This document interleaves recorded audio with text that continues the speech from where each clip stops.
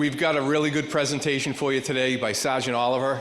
He's on the Traffic Advisory Committee. That's one of the #1 complaints we get in town is traffic related. Couple of updates on the PD. Tomorrow, we're going to launch our new CAD system, Mark 43. It's our software. We're going from IMC to Mark 43, so it's going to be a very confusing, busy time at the PD. We're expecting everything to go wrong, but we will adapt and overcome. Also, the body-worn camera program is doing very, very well. It definitely helps us. We had one particular incident where something happened where the cameras basically show that we didn't do anything wrong. So it's very nice that they're being well received so far at the PD. I think even the naysayers are gonna tell you they like them in the months to come. The radio project, that's kicking off now to fix our radio system, our two-way radio system. As you know, they don't work, I've told you before, down in Woods Hole and other parts of town and when there's inclement weather. So that's going to be rectified, which is huge. Any other projects that I missed? Radio project.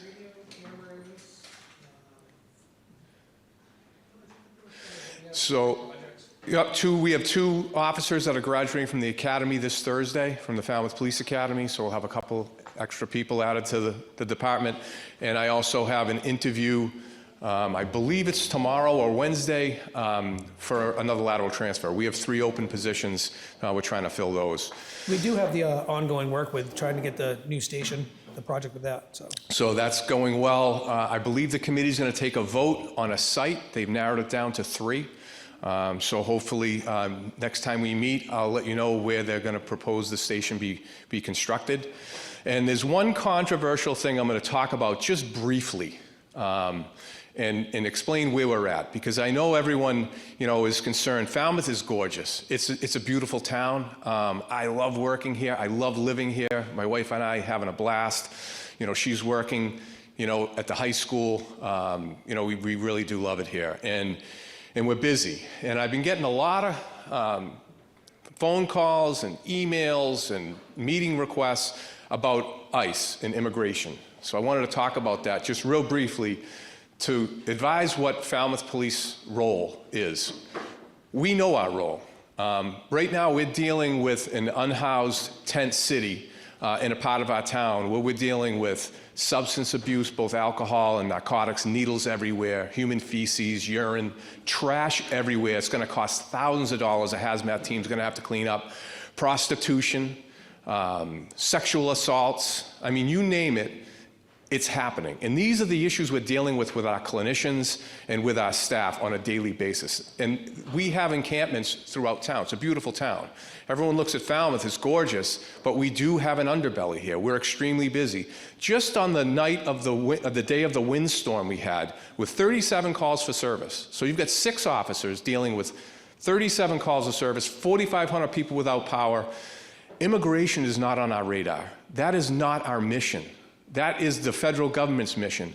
And I will tell you that some of the people, I can't tell you, hey, this person, because of Massachusetts general law, is a suspect or being charged with rape or domestic violence or these things. I can't tell you that. I can tell you that one of the individuals that ICE picked up here in Falmouth was wanted for homicide in Brazil.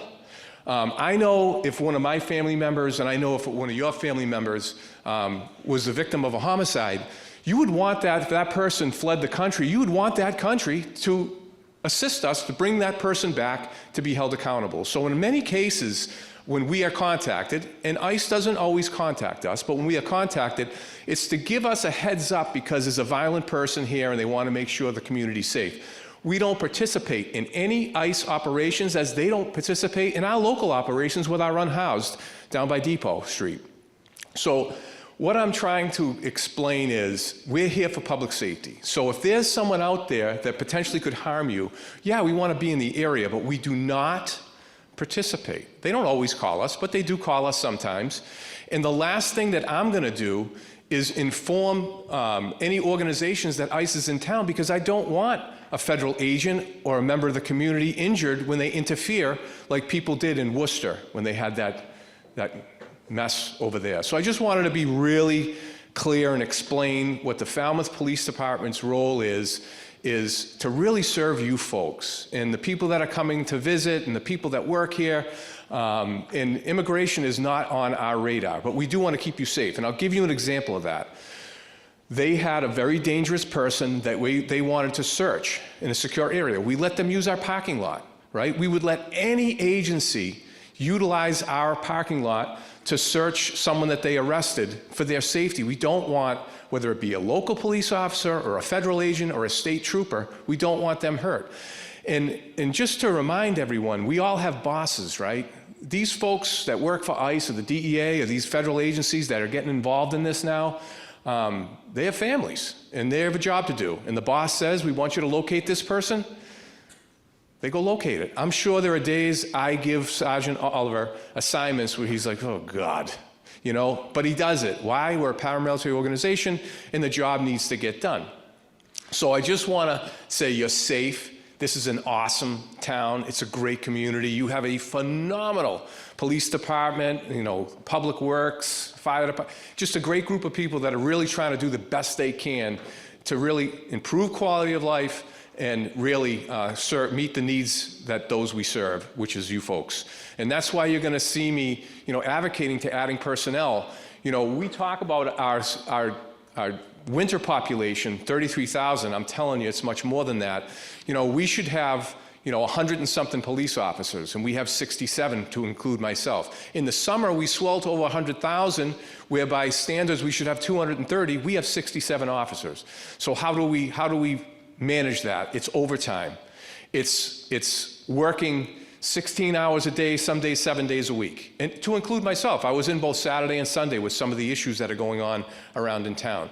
So I want you to know we're gonna do the best we can. Things are picking up. We're gonna talk about TAC, we're gonna talk about traffic. There's a gentleman here who's gonna ask a really nice question about noise ordinance, because I want you to understand, as much as we wanna get to everything, it's tough with the manpower that we have when you have 5 or 6 officers on the road, but we are instructing them to do traffic enforcement whenever possible. But as we get into the summer, you know, the priorities, the mental health calls we deal with, the substance abuse calls we deal with, it's unbelievable, you know? I mean, we're at Falmouth Hospital, Gosnold, you know, there's certain places we're at consistently. But it is a great community, very safe, but it's a busy community. And we can see that the uptick now. There's some folks that come into our community that don't have the best of intentions, and then we deal with that aftermath. And I think we do a really good job with it. So Sergeant Oliver is going to talk about Traffic Advisory Committee. If he's got the time, maybe discuss a little bit about the fleet. He manages our fleet, which has been growing as we've been hiring people and things we're trying to accomplish. Awesome equipment that we have. Thank you, everybody, for supporting us, because without your support, we wouldn't have the tools we have. We've added a lot of technology to the department, which is making us more efficient. It's making us, you know, allow us to get things done in a timely fashion. I'm hoping Mach 43 is going to be a drastic improvement. I know the analytics for it, because I'm a data guy, which I have to justify. Why do I want to add people? Why do I want to add cruisers? Why do I want to add canines and different things? And it'll show, you know, through this software, it tracks everything for me just beautifully. So with that, I am going to thank Falmouth TV for broadcasting this when we're done today. Jill, thank you so much for having us the first full Monday of every month. I think next month we're going to have the department head for the beach committee.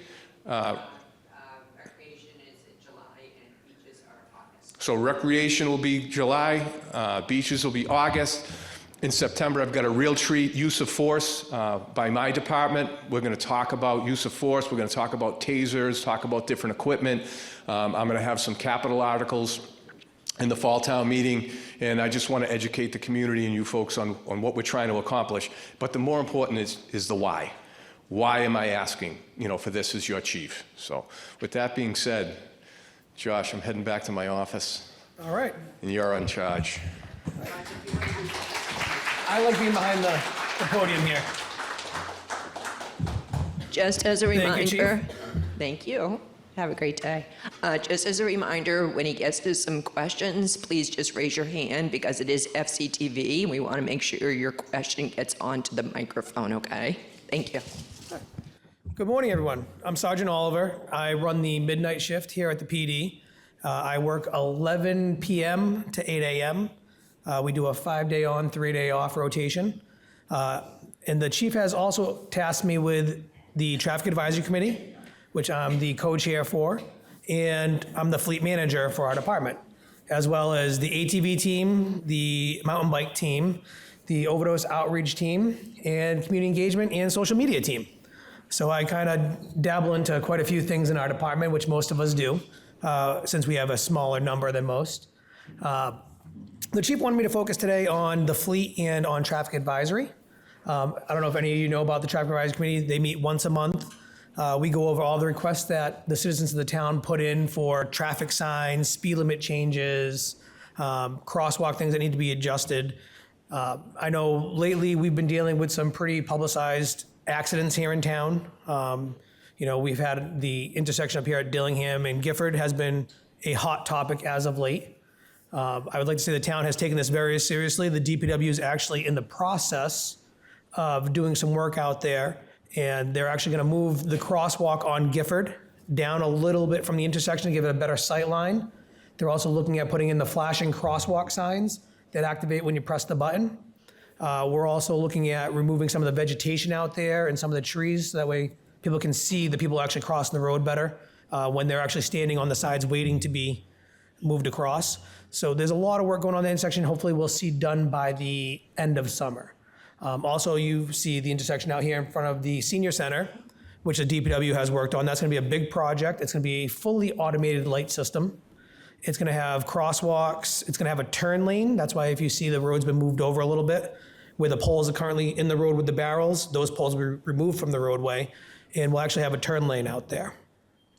My involvement with this as the co-chair of the Traffic Advisory Committee is I collect all the information from the people in the town that send me requests to have things done. If your street sign is, messed up or missing, people usually send me a request. I bring it forward in front of the Traffic Advisory Committee. We vote on it. We then suggest what we feel is necessary. It then goes to the DPW to be signed off for funding. If the DPW signs off of it, then it goes to the town manager. The town manager then decides whether it's something that the money should be spent on appropriately. He then signs off, and then it goes back to the DPW to be done. It is kind of a slow process. It does take some time. I know a lot of people get upset because they put in a request, and we talk about the traffic advisory meeting, and then on the next week, they're expecting for it to be done. Everything in town, unfortunately, takes time. Much like the police department being short-staffed, the DPW is as well. They're trying to do the best they can to maintain the town properties and town roadways with the number of people they have. So adding on new things such as new signs or crosswalks takes time to get it set up so they can actually appropriate the funds and have the manpower to do it. Is there anybody that has any questions about traffic advisory? Anyone? No? All right. Well, we meet on it's usually the third Monday of the month, depending on if we have a holiday, it may be moved, or depending on schedule conflicts.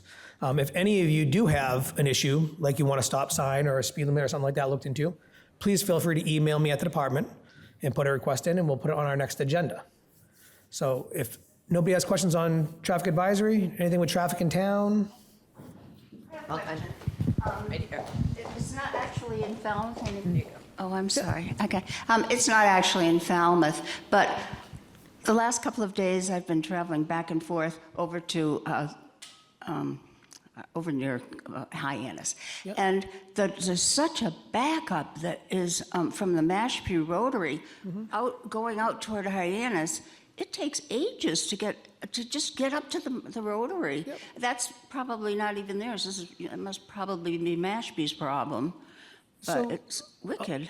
A lot of the issues is the infrastructure on Cape Cod is very outdated.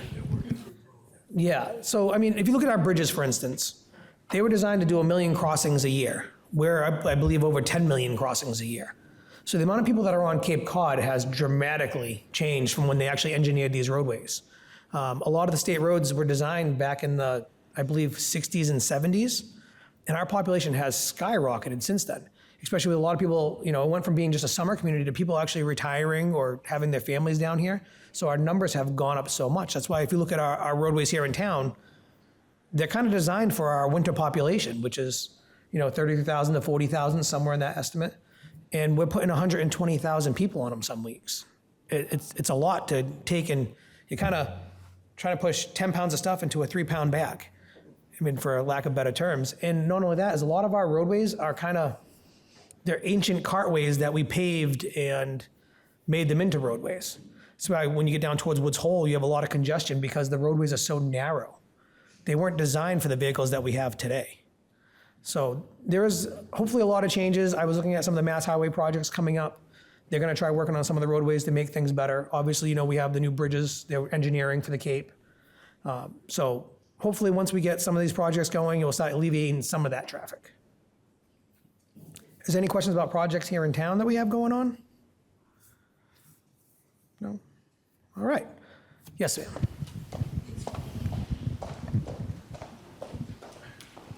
It's good when the police officers have a stop sign or in their hand when they're doing road work, construction. Sometimes I can't see the hand, whether it's come or stop.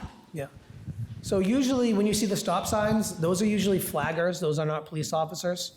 Those are state certified flaggers that have the signs. A lot of the officers I do, especially the new officers, I suggest to them they get the reflective gloves that have the coloring on them so they can see a little bit better, especially in the winter months. You're wearing gloves anyway, so it kind of helps out. But, you know, if you do see an officer and it's hard for you to see them telling you to come in, feel free to slow down and say, excuse me, sir, just let you know, because of the solar glare or whatever, I can't see, what your hand's doing. So sometimes it helps too, because we can't always tell with solar glare or lighting what you can see and what you can't see in your car. I always get a lot of people that tell me, I drove by you on a detail and I waved at you twice today and you totally ignored me. And I'm like, I apologize, but with the glare on your windshield from the sun, I can't see who's in the vehicle. And also 3,000 people have passed me today and waved at me, so I tried waving at all of them as much as I can. When you come from North Falmouth towards Mashpee on 151, you come to the sandwich set of lights. Yes, sir. It's one lane all the way up until you get to the Yep. set of lights, and then there's a right-hand lane there. Correct. You can go straight or take Yes. the right there. It should be just an only turn there, because the intersection's only like 5 car lengths. Correct. Everybody on the left-hand side goes ahead with the light, and they're all going about 10 miles an hour. Sometimes people on the right come flying up on the side at about 40 miles an hour, and there's almost an accident there every day, because I go there every single day. And I don't know why they just don't have just turn on right there, because only one car can go through at any time, period. So it's really dangerous. My car got hit. I know 3 other people that got hit there. It's just nuts. And one person hit 4 cars while I was going through. Yep. So So- I don't know why they do that. I'm glad you bring this up. I This was heard in actually in addressed by the Traffic Advisory Committee. And right now, there is a work order in process to actually have that done. Oh, great, because I read in the paper once that it's like the 24th most dangerous intersection in Massachusetts. So it's come So- before us. We have suggested the same thing that you do because we Yeah. feel the same way. I actually had an arrest a few months ago where I was in a fully marked police car and a gentleman came up and blew by me on the right, passed a bunch of cars in the intersection and cut everybody off. I then pulled him over and he was placed under arrest for something else. But the intersection has for years been outdated in the way it's set up. I know they upgraded some things with the lights and the turn lanes, but that turn lane to the right for Sandwich Road does need to be a turn-only lane. So we've actually put that in process, and unfortunately, like I said, sometimes it takes, we recommend it, it goes to the DPW, back to Town Hall, back to DPW. So it's in that circle, in that cycle right now. So hopefully you'll see that by end of summer, hopefully. Any other questions? I know that there's a law that when it rains, you have to put on your headlights if you put your windshield wipers on. Yes, ma'am. I see so many cars that don't do that. And I have to say, I have also seen police cruisers Yep. that haven't done it also. How can we get this law so that people will understand that it's a safety situation? So I think the biggest issue you have with that is, I'm pretty sure if I asked in this room, how many people have automatic headlights in their cars at night? So most of us have automatic headlights. Your headlights turn on by themselves, you don't have to turn them on and off. Well, a lot of the new cars is people are so used to their headlights operating by themselves, they don't think about it anymore. And it's the same thing for our police cars. They're set for auto, so the officer doesn't get in and turn the headlights on, turn them off. So it's just that natural function of, oh, my headlights will do it automatically. And it's one of the things that the more we put it out for awareness, but you know what, I will do a Facebook post about that and kind of try getting some more awareness out there. I realize I have my auto on my car. The auto on my car only lights the daylight saving, the daylight running lights. Yep. It does not put on the headlights. Correct. And it does not put on the taillights. Yep.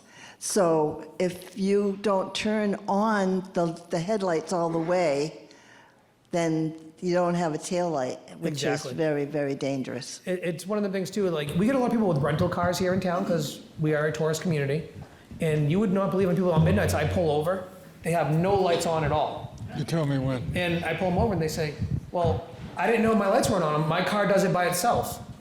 And I have to reach in there and show them how to turn their lights on because they honestly don't know how to even turn them on.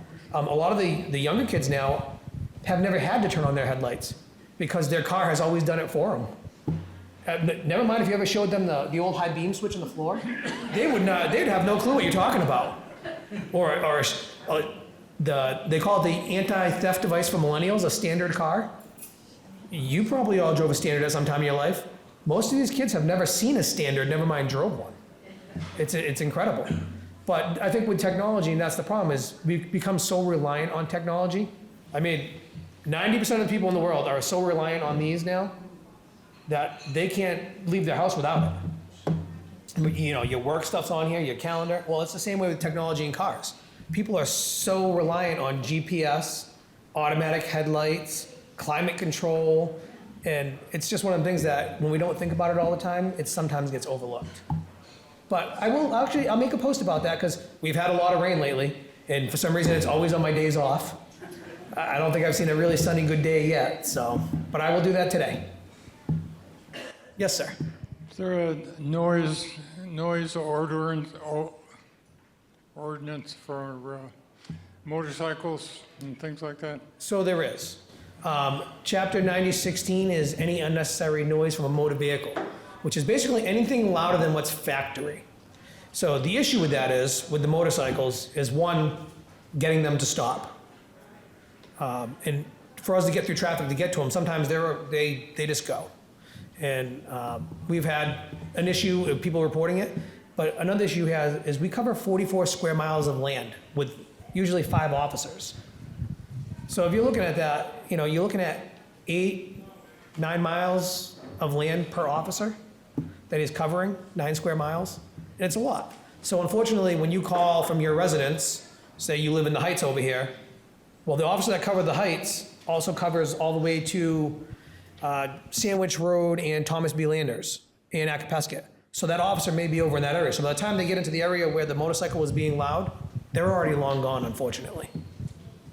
Well, my phone has a decibel scale on it, and I've used it a couple of times for some places where there's excess noise, Yep. and it's been helpful. Yes. Is there a decibel number for motorcycles? I mean, I could look it up for you real quick. Let me see if I can get you an answer for the actual decibel reading. I guess the positive spin with the noise with the motorcycles, especially if you're driving, if you hear it, you're aware of them as well. So sometimes, especially a town like Falmouth, and you got the motorcycles, so that is a good safety factor, just to kind of positive spin it. That was why I used them when I was... Yeah. That's the old saying, straight pipes save lives. So, Let's see. So, in Massachusetts, the legal decibel limit for motorcycles varies depending on the speed zone. Motorcycles operated within a speed zone of 45 miles per hour or less cannot exceed 82 decibels, while those speed zones over 45 miles per hour cannot exceed 86 decibels at a distance of 50 feet. So, and that's coming from the Mass Registry. So the issue is the phone apps are nice because it gives you a ballpark idea of where you're at sound-wise. I actually had a lady who years ago lived on a road on the west side of town, and she called me and she said, "Officer, I've had vehicles passing by my house at 60 or 70 miles an hour all day long." So I said, okay. So they sent me out there and I talked with her. And I go, "Well, ma'am, how are you actually projecting these numbers?" She goes, "I have an app on my phone." I said, "Whoa." I said, "Okay, what is it?" She goes, "It's the radar gun app." I said, "Okay, well, how does it work?" So she stood there on her front lawn, and a car came in, she went, "See, 70 miles an hour." I said, "Okay, ma'am." I said, "Let's do this." I said, "You get your phone out, I'll get my radar gun out, and we'll see where we are." Car comes around the bend. I had it doing 35 and a 30. She had it doing 68. It was a little bit off. She actually argued with me that my radar gun wasn't calibrated and that her phone app was correct. So we agreed to disagree, and I put a radar trailer out there to, remind people of the speed zones. And we all have that where sometimes we're driving along and we don't pay attention the best to the speed that we're doing, and that little reminder of the speed trailer helps us out, especially when it's a town that you really don't know. And actually, sometimes when it's a town you do know, it's even worse because you think you know the roads better, so some people go a little bit faster. But it's good to have the good reminders here and there. We've had a lot of new four-way intersections put in here in town. If you notice the new one on Mara Vista, there's a new one on Wild Harbor Road. And people aren't exactly used to those, especially now that summer population is coming back down. They haven't seen these four-way stop signs ever. So it's gonna have a learning curve. So we've been putting officers out there to do educational enforcement, where they pull people over and kind of remind them of the different rules to the road. A huge one we do it a lot with for educational purposes is the move over law on the highway. A lot of people don't realize when we're doing traffic stops or mass highways doing work, you have to slow down and or move over. So you're supposed to move over first, and then if you can't move over, you're supposed to slow down dramatically. I've been hit with a mirror before on the highway. It doesn't feel good. And it's one of them things where people don't think about it. Especially, you get people from other states that are here with rental cars, and their state might be different rules than ours. We tell them the laws, and they're like, "You have a move over law?" They're like, "What is this?" So, but we're doing a lot of educational enforcement. Our guys have been doing a list. Priority streets that I get the most complaints for. We always have like Sandwich Road or Shore Street's a big one here in town. Gifford Street. So we've been trying to do some enforcement out there. Woods Hole Road, and Palmer Ave, we've been trying to hit a lot, especially in the mornings with the ferry traffic. The ferry traffic dominates Woods Hole Road in the morning. If anybody lives down that way, you know. But surprisingly, a lot of people that we pull over are local residents who are, "I'm late for the boat," or they're coming out of Woods Hole trying to head to work. We don't really have an issue with the CDL trucks speeding. And I think that's more because those guys are worried about their job. So, any other questions? Yes, sir. I live in North Falmouth. I'm coming to Falmouth on Route 28. Speed limit's 55, and then it goes down to a single road and to 40 and goes into Falmouth. I've seen people on there going 85 miles an hour. I've never seen a trooper or a policeman sitting at the side of the road, timing them and taking a few people and giving them a ticket. So I don't know what it is, but they seem to want to do a race like they're at the racetracks. It's awful. Yeah, and that's it's very actually dangerous when it comes down to the one single road. I've had several times where they've raced me to that intersection. Yep. Okay, and if I didn't stop or go slower, they would have hit me. I don't know what you can do about that. Well, so believe it or not, if you go out there around between 5:30 and 7 a.m., you'll probably see one of the midnight officers out there. Because I actually usually sit in that area. I usually sit right across from, when you're coming down the hill, there's a common driveway on your right. I usually sit right across from there. And I catch the cars coming over that bluff, because it goes 55, 50 down to 45. So I usually sit right there, and usually I'll argue with people that, you don't have people too often doing 70 or 80, in a 40 mile an hour zone. That is one of the areas where I will have people doing speeds of 60 plus. And a lot of that is because they come off the highway, they don't realize how fast they're going, and they just kind of merge and they kind of keep zipping right to Woods Hole. And I can stop 3 or 4 cars within an hour right there. Yeah. But I think if you moved it up towards like Landers Road and someplace in there, it's like a race. Yeah. And you got 2 people going 70, 80 miles an hour, and they're racing each other to see who's going to get to the intersection first. Yeah. But anyway. So the issue we have with that right now is, unfortunately, like the chief had spoke about earlier, is the manpower.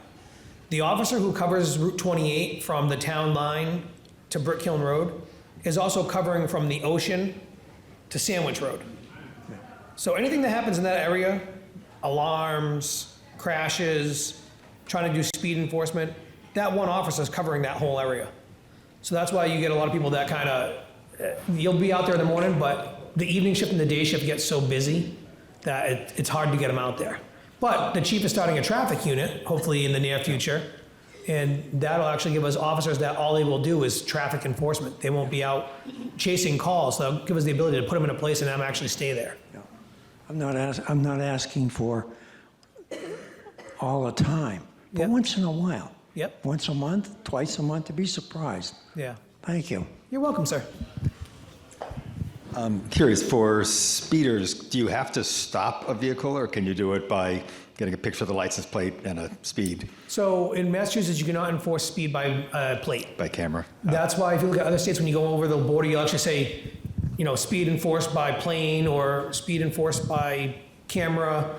We don't do that in Massachusetts. Massachusetts is very much against enforcing traffic with a camera. That's why we don't have red light cameras in the state like Rhode Island does.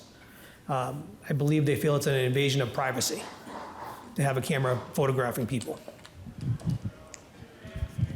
I'm only living here 9 years, and the problem I see, what you're telling us, the biggest problem is that the town doesn't want to allocate more money to the police department, that you need more police if you're getting a 3-pound bag in a 5-ounce thing. We have the problem, why isn't it that the town doesn't want to give more money to get more police officers so we could solve these problems? We could take care of the noise, we could take care of the speeding, we could follow more drug problems and everything. What is the hang-up not giving the police more policemen? I think the big thing now is we actually have a town hall that's actually trying to push us to be more involved with the community.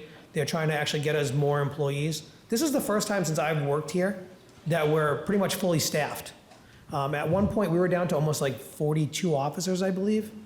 So under this new chief and this new town manager, we've hired, I believe it was 24 people in the last 2 years. So we are growing, and now it gets to the point where we're working on trying to get a new station because we're busting at the seams at this one.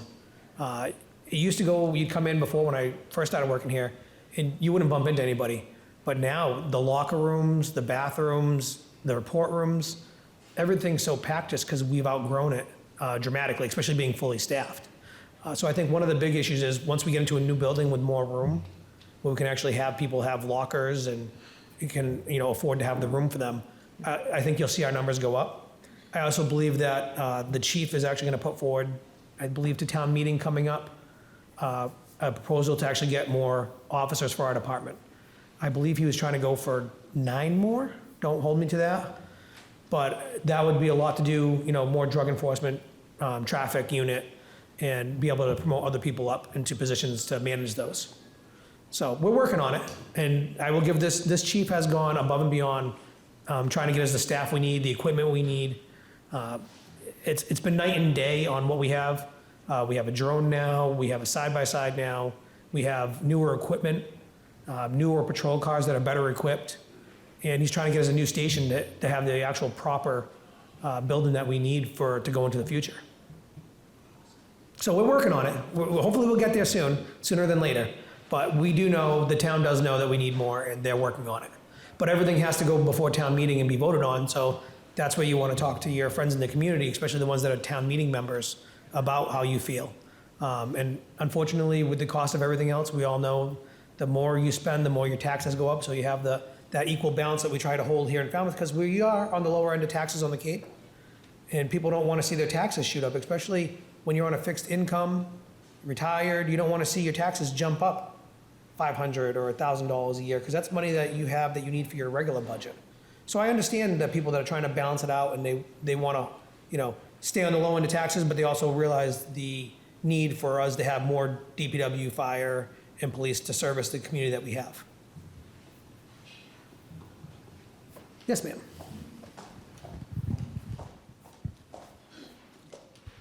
I have a comment about our own parking lot here. Excuse me.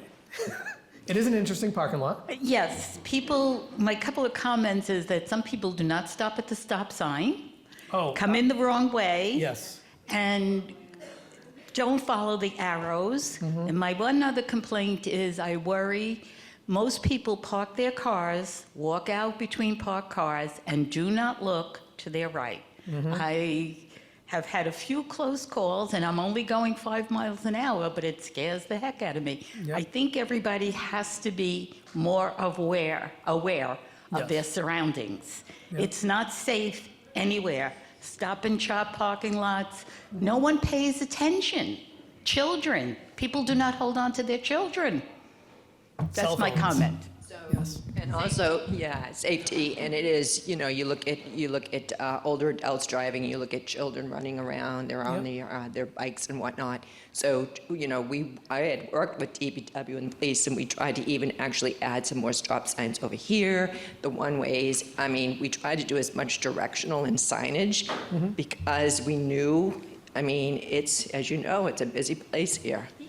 It's people, so. Doing this job for 13 years, I've come to find out that you can put as many signs and warnings that you want. Unfortunately, the people that don't pay attention or don't want to pay attention, I was driving yesterday, we went up to New Hampshire to Candy Lake Park with my family, and I'm watching this guy, and he's zigzagging through all the cars, and he's cutting people off and coming back over, and then as he's taking his exit, I was even with him after he just fought for 20 minutes, passing cars and zigzagging, and if he would have just stayed in line with the rest of us, he would have got there at the same time. But that's the people that you can't tell them any different. They're going to do what they're going to do. This stop sign here was put in because of police cars coming out. And I've been almost hit numerous times, especially leaving work in the afternoon. I usually end up working, I do midnights, and then I'm usually here during the day for overtime. And I usually end up leaving at like 3 or 4 p.m. Then I go home, sleep 4 hours, and come back in and do midnights again. So I'm usually leaving in that afternoon time when everybody's coming out of the rec center and out of the senior center. And it does get very congested out here. I do think that a lot of people don't utilize the back road to leave here, which would be huge because it takes you away from this hustle and bustle of Main Street and puts you back out on Dillingham. But I've seen people come in that way too. That's true. You are And they very true. shouldn't. But that leads me again to the do not enter signs that people just don't pay attention to. We have a lot of one-ways in town that it's amazing to see people come out. There'll be do not enter signs, one-way signs, and flashing light. They just go. It's amazing to me. I think it will be better once they get the light out here because you won't have people trying to fight to get out of the entrance. Plus, they redesigned the curvature better. I don't know, a lot of times when you're trying to go right out of here, people were going over the sidewalk just because it kind of had that weird out and then in setup before. So they did the sight lines and road lines better. The turn lane out there will be a huge improvement. And then also the automated crosswalk for senior housing across the street to be able to cross the road on foot will be a huge change. So. The other thing I'd like to actually take a moment just to push in this parking lot, I put it in the newsletter a couple times.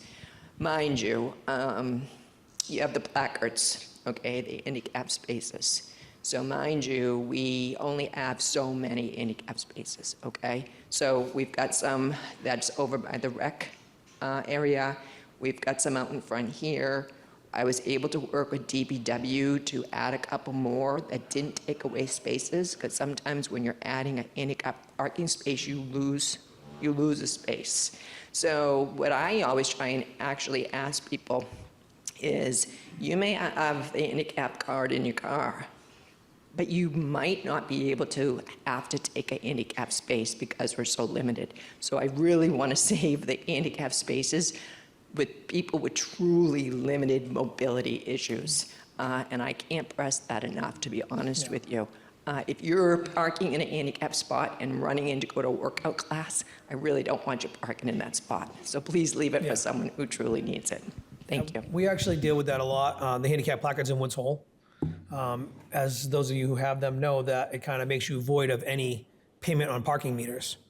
So we have people that they park in the metered spaces right next to the boat with the handicap placard, and they go on the boat today to go to work. And I mean, yes, I understand there's probably a reason why they need them, and there's a reason why the state has issued them to them.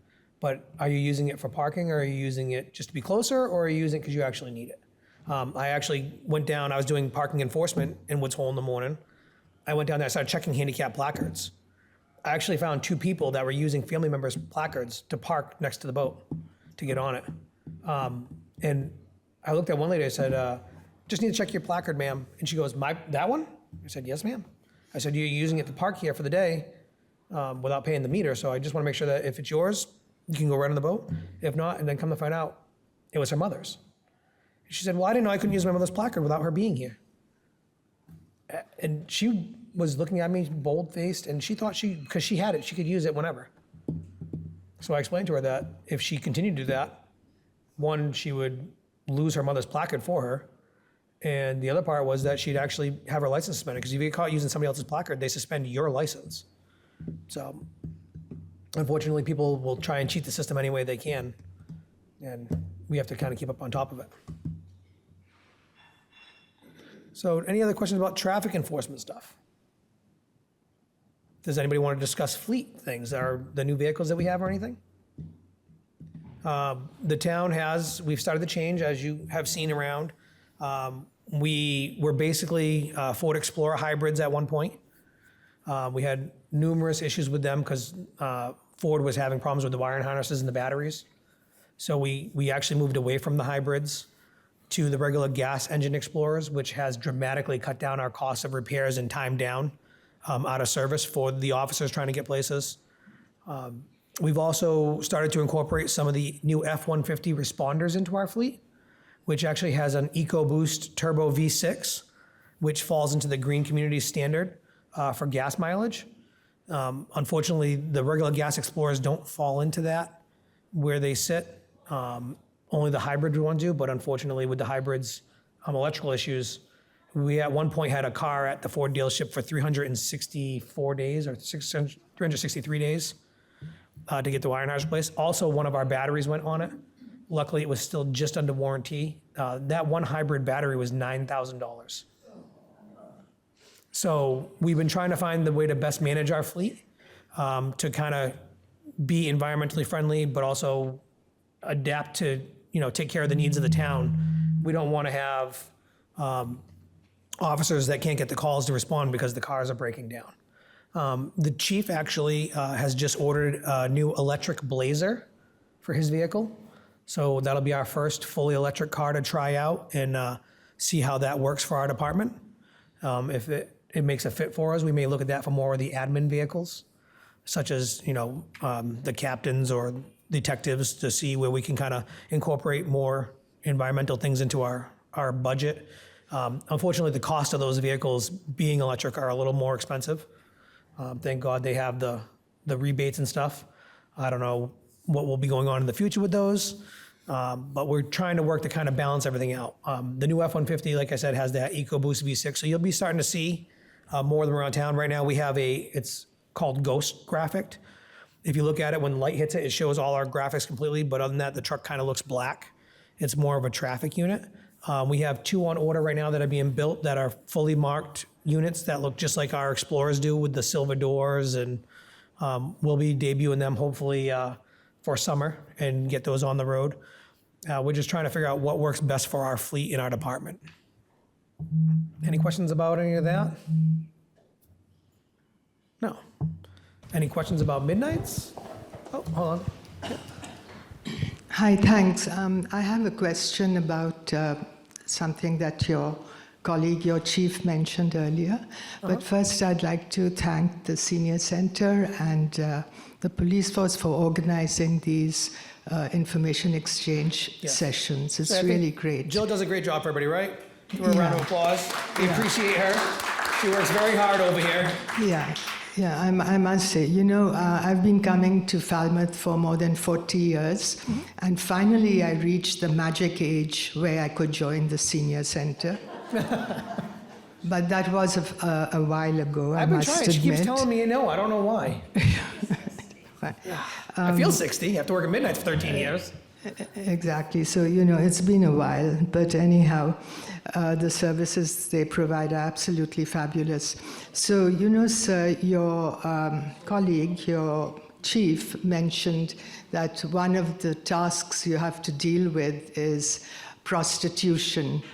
Now, you probably know, many of you, that the word now they use is sex workers, because in fact they are considered workers like any other workers, and in many countries they have protection. The police, in fact, look out for their welfare, and sex work is decriminalized. So I wanted to ask you, is there any movement here, either in Falmouth or Massachusetts, to decriminalize sex work? There's none that I'm aware of. This is something that more I would say defer to the chief when he's here at the next meeting. And I think more of what he was talking about with the homeless encampments isn't more like the legalized prostitution you talk about like in Amsterdam. This is more of people that are tending to exchange sex for drugs or other things. I won't put words in his mouth, but I believe that's kind of what he was going towards, is what's going on in the encampments is them exchanging sex for drugs or whatever else they are doing. It's not more of like in Amsterdam where you actually have a set up facility, or even Las Vegas out that way, where it's regulated and controlled. I don't believe Massachusetts has anything in the pipeline to do that, and that'd be well above my pay grade to really discuss.